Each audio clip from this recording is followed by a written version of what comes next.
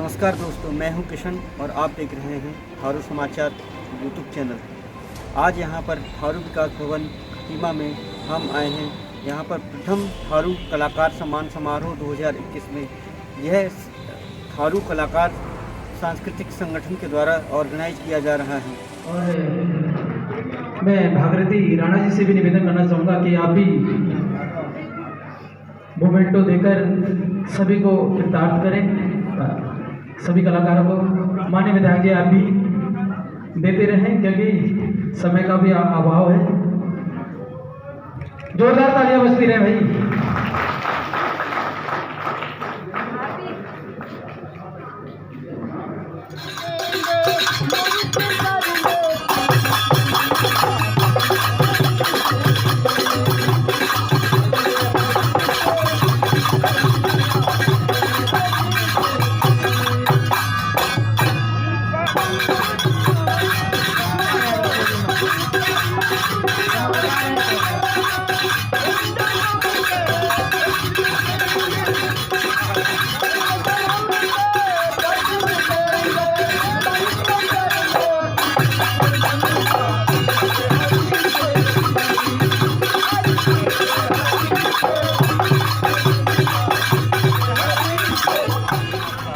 हमारे थारू समाज के श्रीमान केवल सिंह राणा जी कमैया, जो कमैया के नाम से मशहूर हैं थारू समाज में, यह थारू सांस्कृतिक विकास समिति के उपाध्यक्ष हैं।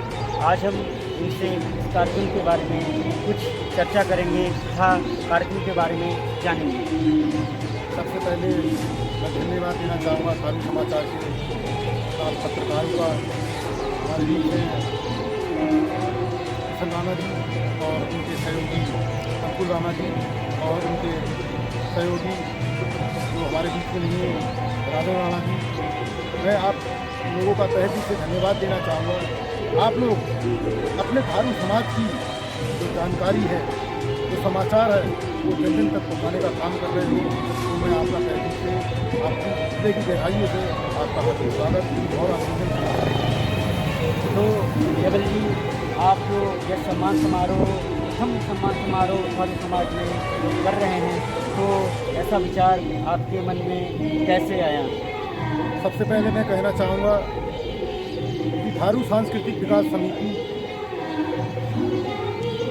अपने क्षेत्र में नहीं, अपने राज्य में नहीं, कई अन्य ऐसे राज्यों में जैसे कि क्षेत्र भोपाल, महाराष्ट्र, देहरादून, मुंबई, लखनऊ, बलरामपुर, नेपाल और कई सारी ऐसी जगह हैं जो अपनी सांस्कृतिक, अपने थारू समाज की जो सांस्कृतिक है उसकी छटा बिखेरने के लिए विभाग के द्वारा कई ऐसे देशों में जा रही है और अपने समाज की जो सांस्कृतिक है, जो थारू जनजाति की जो सांस्कृतिक है, उसकी छटा दूर दूर तक बिखेर रही है।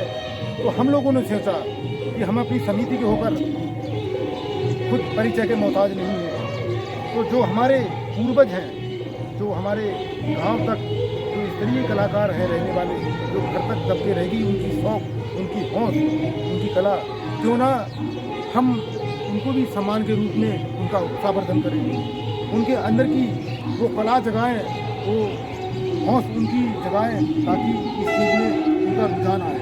इसी कारण हम लोगों ने सोचा, माननीय समिति के अध्यक्ष बंटी राणा जी ने और सचिव हरीश राणा जी ने, सलाहकार रजनीश राणा जी ने, महिला उपाध्यक्ष पूजा राणा जी ने और कई कलाकार लोगों के बीच हमारी बैठक हुई और उसमें संशोधन किया गया, क्यों ना हम अपने बुजुर्गों का संस्कृति के प्रति एक सम्मान दें, ताकि आने वाली पीढ़ी को उनके द्वारा और इस हौसले के द्वारा एक नई दिशा का आगमन।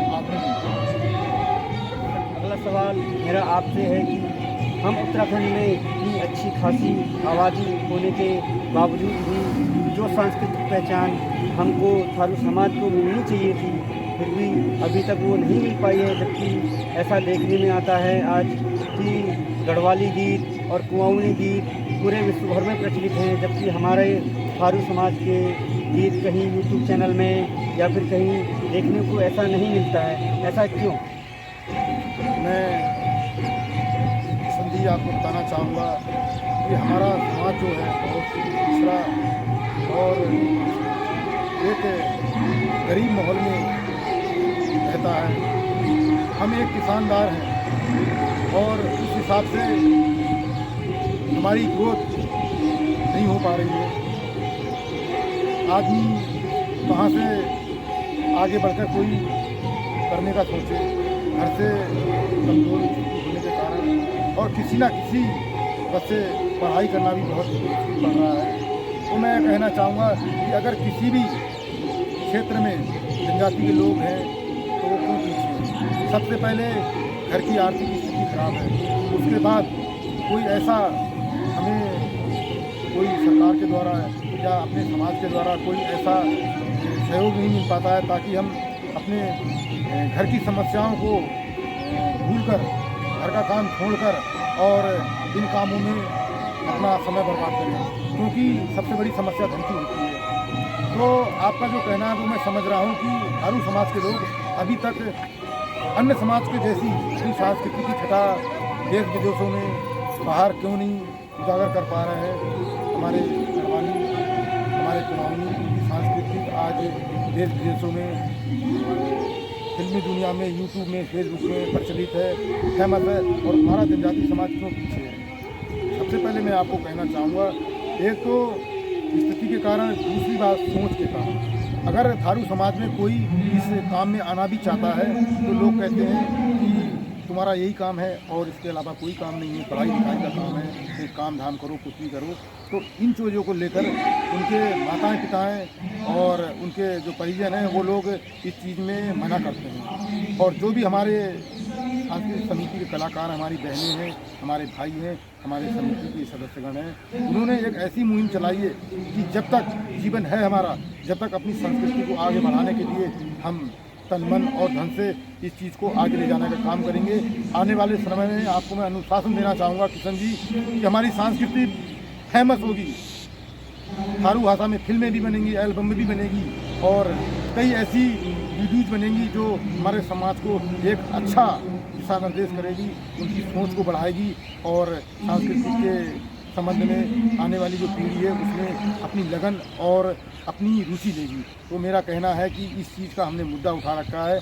आने वाले समय में हम भी अपनी ये सांस्कृतिक को देश विदेशों तक फैलाएंगे और इस चीज़ में लग के हम इस चीज़ को और फेमस करेंगे।